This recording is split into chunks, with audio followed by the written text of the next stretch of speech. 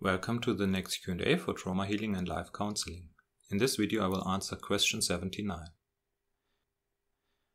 You say nobody can emotionally hurt you today as an adult because you don't depend on the connection to your parents anymore.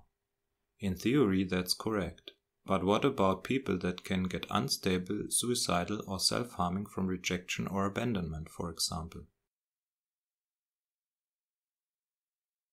Well, it's not only in theory correct, it's the reality. You don't depend on others today, on single persons. Your survival is not dependent on a single person. That's why you are independent. Yeah, you can look for someone who is able to live a deep, honest relationship. This is the reality. It's not theory, it's reality. And an adult nervous system cannot be hurt and traumatized by that. This is not possible because it is stable. You cannot hurt a grown-up system by abandonment or insulting and so on. You cannot traumatize a grown-up nervous system on the emotional level. This is not possible. You cannot traumatize a grown-up human by destructive relational patterns on the emotional level. And that's why I also say something like re-traumatization does not exist. There is no re-traumatization. Either it is a trigger, then it brings up old material, then it's not a re-traumatization, or it's a really new traumatization by a real traumatic experience. Of course, grown-ups can be traumatized. For example, if they are a victim of a crime, this is a real trauma for a grown-up. For a child, it's different because a child is dependent on a single person and it is dependent that his needs are fulfilled by this person, otherwise it cannot grow. And emotions are connected with our needs, our longings, our desires. And if this communication between child and surrounding is not stable and not healthy, then the child really gets traumatized. That's what we call developmental or attachment trauma. So you're right, but what about people that can get unstable, suicidal or self-harming from rejection or abandonment, for example?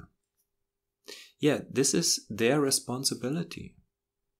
You and no one else is responsible for any grown up. No, it's not true.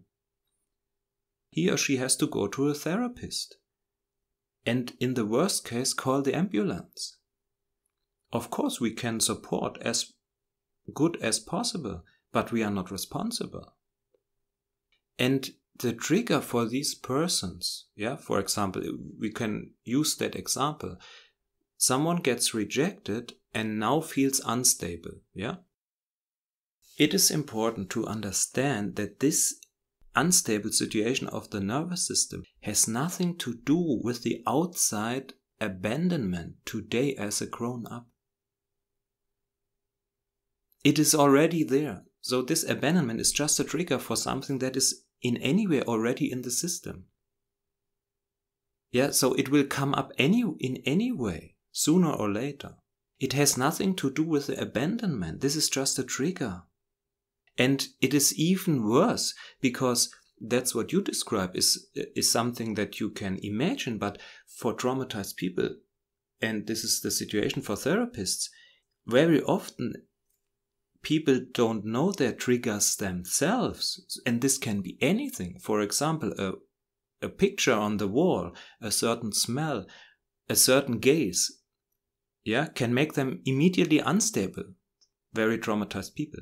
And no one knows that beforehand, whether the client or the therapist. So you can in no way avoid triggers. It is impossible. As a therapist, of course, you are trained to avoid it as much as possible. But it's not possible to avoid that completely. You have to find out. During the therapy, as a therapist, you find out what are the triggers. So it's a process of examination, of research. And one last point, I said this state being unstable, suicidal or self-harming, it's important to understand, I said it already, that this is already present in that person.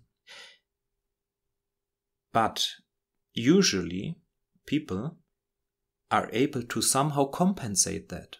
And this is the example you write. Yeah, you write, but what about people that can get unstable and so on from rejection? That means before they were stable. So that means their compensation worked, more or less.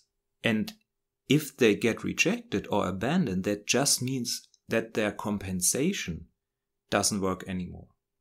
And the trauma material reaches the consciousness. But it has nothing to do with the rejection and abandonment itself. It's just the trigger for that.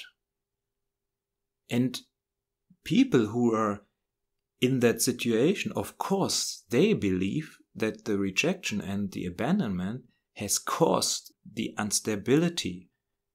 It looks like that, because the mind has to make the state coherent, and then it says, well, the cause is what happened on the outside today. But that's not true. It's not true.